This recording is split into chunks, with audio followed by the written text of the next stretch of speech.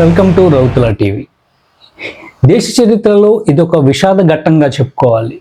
కొందరేమో విదేశయానం చేస్తూ మరికొందరు తల్లిని వెతుక్కుంటూ మరికొందరు పిల్లని వెతుక్కుంటూ ఇలాగా విమానయానం చేసినప్పటికీ దేశ చరిత్రలోనే ఒక 250 మంది దుర్మరణం పొందారంటే ఇది దేశ చరిత్రలోనే విషాద ఘట్టంగా చెప్పుకోవాలి.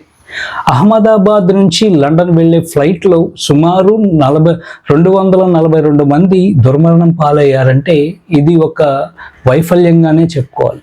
ఎయిర్ ఇండియా బోయింగ్ విమానం 787-8 ఈ విమానంలో సుమారు 232 మంది ప్రయాణం చేస్తున్నారు. దీనిలో 10 మంది సాంకేతిక సిబ్బంది కలిపి 242 మంది.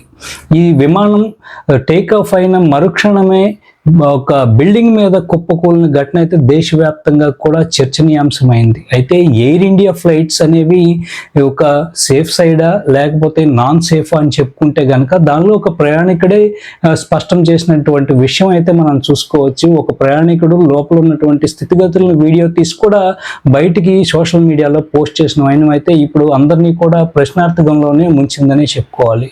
లోపల ఉన్నటువంటి ఫ్లైట్లో అయితే సాంకేతికంగా ఏమీ పనిచేయడం లేదంటూ కూడా, అట్లాగే ఏసీ కూడా కంప్రెసర్ ఆన్ ఆఫ్ అవుతూ కూడా ఉండటం ఇది చాలా ప్రయాణికులకి నిరసింపజేసే విషయంగా కూడా ఆయన అభివర్ణించాడు. అయితే ఫ్లైట్ లోపలే బుచ్చెమటలు పడుతున్నాయి. అలాగే ప్రయాణికులు కూడా వాళ్ళ చేతిలో ఉన్నటువంటి పేపర్స్తో విసురుకుంటున్నటువంటి ఘట్టాన్ని అయితే ఆయన వీడియో షూట్ చేసి సోషల్ మీడియాలో పోస్ట్ చేశాడు. అయితే దగ్గరలో ఉన్నటువంటి ఫ్లైట్లో ఆయన దిగిపోయి కూడా ఫ్లైట్ తాలూకు పరిస్థితి ఇది అంటూ కూడా సోషల్ మీడియాలో పోస్ట్ చేశాడు. ఇప్పుడంతా కూడా ఆ వీడియోని బేస్ చేసుకునే ఎయిర్ ఇండియా విమానాలు సేఫ్ అంటూ కూడా చర్చనీయాంశంగా ముందుకు వెళ్తున్నటువంటి పరిస్థితి అయితే ఉంది. అయితే మరో రకంగా మనం చూసుకుంటే 242 మందిలో ఏకైక మృత్యుంజయుడిగా రమేష్ విశ్వాస్ అనే వ్యక్తి బయటపడడం కూడా చాలా హాట్ టాపిక్ గా మారిందనే చెప్పుకోవచ్చు. ఏ లెవెల్లో కూర్చున్నటువంటి విశ్వాస్ ఎప్పుడైతే బిల్డింగ్ క్షణాల్లో కుప్పకూలిన ఘటనలో ఆయన అయితే సొమసిల్లిపోయిన అనంతరం ఆయన స్పృహలోకి వచ్చిన తర్వాత కూడా చూసేసరికి చుట్టూ శవాలు, ఈయనే ఒక ఊపిరి తీసుకుంటున్నటువంటి పరిస్థితి అయితే ఉంది అంటూ కూడా ఆయన వ్యక్తం చేస్తూ కూడా నెమ్మదిగా ఆయన సీట్ బెల్ట్ని ఓపెన్ చేసుకుంటూ కూడా దగ్గరలో ఉన్నటువంటి చిన్న సందులోంచి ఆయన బయటపడ్డానని కూడా మీడియాతో ఇప్పటికే స్పష్టం చేశాడు. అయితే 242 మంది పొట్టబెట్టుకున్నటువంటి ఈ ఎయిర్ ఇండియా విమానంలో సాంకేతిక లోపాలు అయితే చాలా ఉన్నాయంటూ కూడా మనం తెలుసుకోవాలి. గతంలో ఈ ఎయిర్ ఇండియా విమానాలు అయితే ప్రభుత్వంతో అనుబంధంగా ఉండేది. తర్వాత ఈ ప్రభుత్వం నుంచి ప్రైవేటైజేషన్లకు వెళ్ళిపోయి టాటా గ్రూప్ అనేది కైవసం చేసుకున్నటువంటి పరిస్థితి అయితే ఉంది. అయితే టాటా గ్రూప్ నిన్నటికే మృతులకి ₹1 కోటి ఎక్స్‌గ్రేషియో ప్రకటించినప్పటికీ కూడా అయితే ఈ విమానాలలో ఉన్నటువంటి సాంకేతిక వైఫల్యాలపై అయితే చర్చ కొనసాగుతూ ఉందనే చెప్పుకోవచ్చు. ఎందుకంటే ఒక విడతలో ఒక విమానంలో చూసుకుంటే సుమారు 500 మంది దాకా ప్రయాణించవచ్చు. అయితే 500 మంది కూడా ఈరోజు ఒక్క విమానం విషాదంలో 242 మంది స్పాట్ డెడ్ అంటే ఇది ఎంతవరకు సాధ్యం అని కూడా మనం చెప్పుకోవాలి. అంటే సాంకేతిక వైఫల్యం విమానంలో ఉంది. ఇప్పుడు మామూలుగానే మనం బస్సుల్లో చూసుకుంటే ఆర్టీఓలు అట్లా ఉంటారు. అయితే ఈ విమానయాన సంస్థలకు సంబంధించి ఇట్లాంటి పరికర లోపాలు ఏమన్నా ఉన్నాయా అని తేల్చి చూడాల్సినటువంటి అధికారిక వ్యవస్థ ఏం చెప్తుందని కూడా మనం చూసుకోవచ్చు. అయితే ఎప్పుడైతే ఈ అహ్మదాబాద్ నుంచి ల్యాండ్ అయ్యే ప్రక్రియలో కూడా పైలట్ అయితే మేడే అనే పదాన్ని అయితే సాంకేతికంగా ఏటీసీకి కూడా ఆయన సాంకేతికంగా పంపించినప్పటికీ కూడా అయితే ఆ కంట్రోల్ రూమ్ నుంచి తిరిగి రెస్పాండ్ అయ్యే లోపలే ఆ విమానం అయితే కుప్పకూలింది. అయితే విమానంలో చూసుకుంటే 2 ఇంజన్లు ఉంటాయి. ఒక ఇంజన్ ఫెయిల్ అయినప్పటికీ కూడా రెండో ఇంజన్ ఉంది. అయితే రన్వేలోనే ఒక ఇంజన్ కొంత ఫాల్ట్ అయినట్టుగా కూడా టేక్ ఆఫ్ అయినప్పటికీ ఫాల్ట్ అయితే రెండో ఇంజన్ ద్వారా పైకి లేపినట్టుగా కూడా కొంత సమాచారం కూడా ఉంది.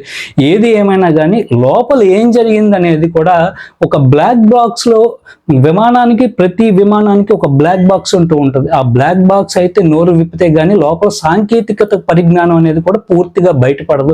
అసలు పైలట్ కంట్రోల్ రూమ్ కి ఏం మాట్లాడారు, లోపల ఉన్నటువంటి స్టాఫ్ కి ఎటువంటి సేఫ్టీ సైడ్ మెజర్మెంట్స్ ఇచ్చారు అనేది కూడా ఆ బ్లాక్ బాక్స్ నోరు విప్పితే గానీ మనకి బయటపడినటువంటి అంశాలు. అయితే ఈ పాటికే ప్రధాని మోడీ కూడా అక్కడ ఉన్నటువంటి స్థితిగతులను అయితే పరిశీలించారు. అలాగే విమానయాన శాఖ మంత్రి రామ్మోహన్ రామ్మోహన్ నాయుడు కూడా సంఘటనా స్థలానికి వెళ్ళి సవివరంగా కూడా పరిశీలించినటువంటి పరిస్థితి అయితే ఉంది.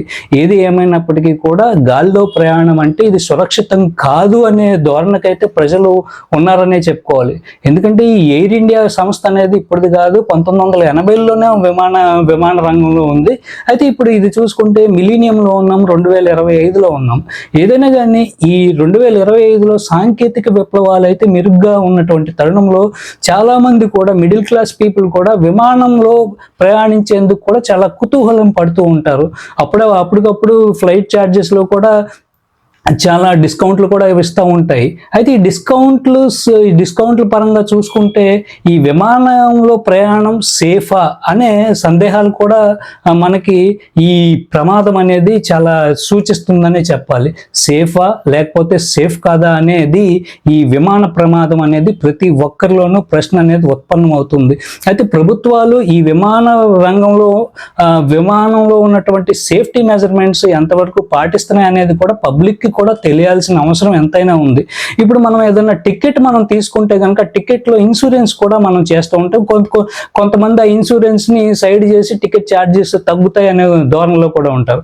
యాక్చువల్గా మనం ఇట్లాంటి ప్రమాదాలలో ఇన్సూరెన్స్ సైడ్ చేయకుండా ఇన్సూరెన్స్ యాడ్ చేసుకుంటే సుమారు ఏదన్నా ప్రమాదం జరిగి మరణం సంభవిస్తే ఆయా ఎయిర్లైన్స్ వాళ్ళు సుమారు 1.4 crores ఇవ్వాల్సినటువంటి పరిస్థితి అయితే మనం చూసుకోవచ్చు.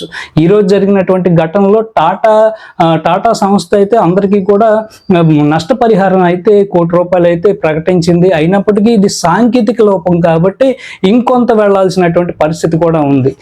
ఏది ఏమైనా కానీ ఈ సాంకేతిక వైఫల్యం అనేది సుమారుగా 242 ప్రాణాలే కాదు, ఇటు మెడికల్ ప్రాణాలు కూడా తీసిందని చెప్పుకోవచ్చు.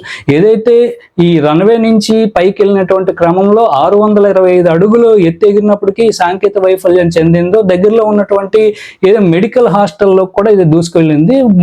తొలుత జూనియర్ మెడికల్ హాస్టల్ రూమ్ నుంచి కూడా అలాగే రెసిడెంటల్ రూమ్లోకి దూసుకువెళ్ళిన ఘటనలో అయితే ఇప్పటికీ 25 మంది అయితే చనిపోయారంటూ కూడా అధికారుల లెక్కలు చెప్తూ ఉన్నాయి.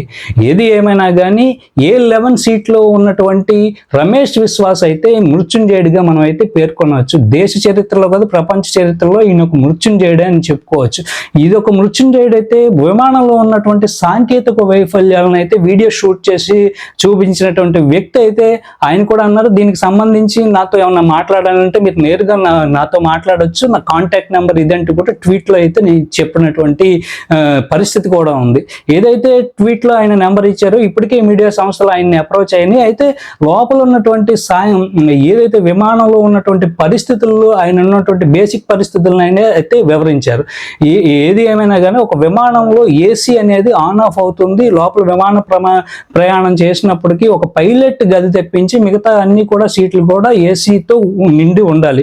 ఎప్పుడైతే ఏసీ మిగతావి అయితే సాంకేతిక ధోరణిలో తప్పిదాలు ఉన్నాయో అప్పటికే నాకు చిన్నపాటి అనుమానం వచ్చింది, అందుకే కూడా ఆ విమానం నుంచి బయటకు వచ్చేసానంటూ కూడా ఆయన ట్వీట్లో పేర్కొన్నారు. ఇది ఒక రకంగా ఆయన ప్రాణాలు నిలబడితే ఇంకొక మహిళ అయితే ఒక 2 నిమిషాలు 10 నిమిషాలు ఫ్లైట్కి అందుకోలేకపోవడంతో ఆవిడ కూడా ప్రాణాలు బయటపడింది అయినా చెప్పాలి. దీనిలో చూసుకుంటే కనుక ఒక డాక్టర్స్ ఫ్యామిలీ అయితే చిరునవ్వులతో కూడా ఫోటో తీసుకుంటూ కూడా మేము ఫ్లైట్ జర్నీ చేస్తున్నామని చెప్పేసి సోషల్ మీడియాలో పోస్ట్ చేశారు. తీరా చూస్తే ఆ చిరునవ్వులు గాలిలోనే అంతమైనాయి అని చెప్పుకోవచ్చు. ఇట్లా మనం చూసుకుంటే ఒక బ్రిటిష్ పీపుల్ కూడా ఇండియాకి బై బై చెప్తూ కూడా we are going to our countries అని చెప్పేసి బై బై టు ఇండియా అని చెప్పేసి వీఆర్ హ్యాపీ టు ఫ్లై అని చెప్పేసి వాళ్ళు సంతోషంగా నవ్వుతున్నటువంటి చివరి వీడియో అయితే అందరినీ కూడా కన్నీళ్లు పెట్టిస్తుందనే చెప్పాలి. చిన్న పిల్లల దగ్గర నుంచి పెద్దవాళ్ళ వరకు ఈ విమానం తినేసిందనే చెప్పుకోవచ్చు. సో ఈ సాంకేతిక వైఫల్యాలను చెప్పే బ్లాక్ బాక్స్ బయటకు వస్తే కానీ లోపల ఏం జరిగిందనేది తెలియాల్సిన పరిస్థితి అయితే ఉంది.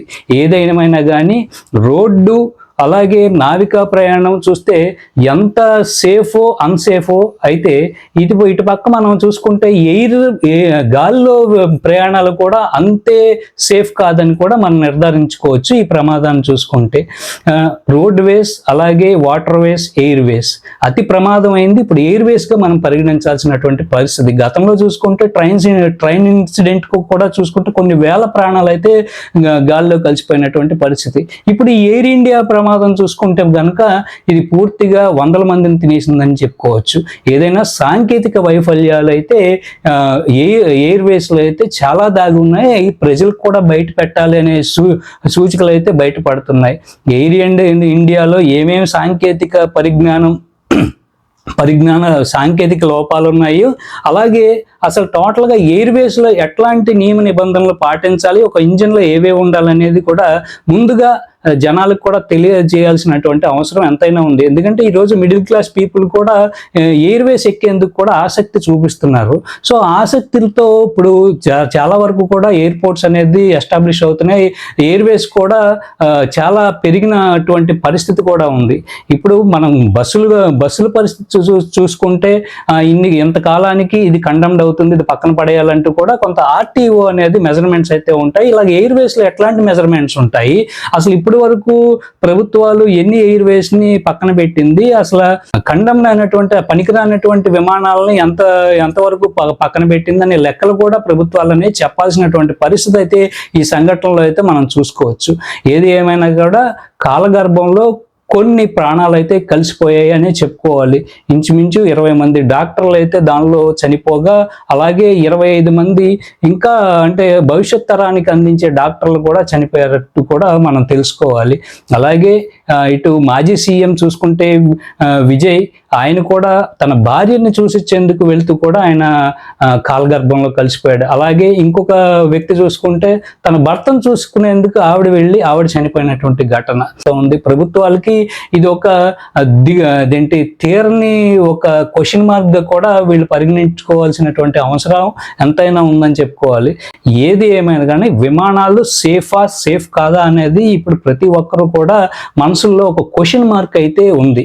విమాన ప్రయాణం సేఫా కాదా అంటే ఈ పరిస్థితి చూసుకుంటే గనక ఇది సేఫ్ కాదనే అంటున్నారు చాలా మంది. So signing off Rautula TV. We are at the airport, just boarding. Goodbye, India. Goodbye. Thank 10-hour flight back to England. Going back happily calm.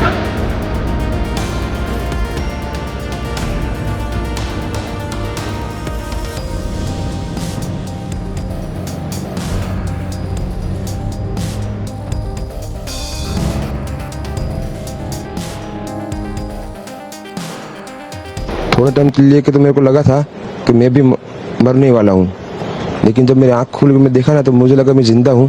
तो मैंने ट्राई किया, जब मेरी सीट से वो मेरी बेल्ट निकाला, मैंने वो ट्राई किया जहाँ से निकल सकता वहाँ से, तो मैं निकल गया वहाँ से. मेरे नजरों के सामने एयर होस्टल और दूसरे आंटी अंकल सभी उसमें मिस हो गए थे सभी.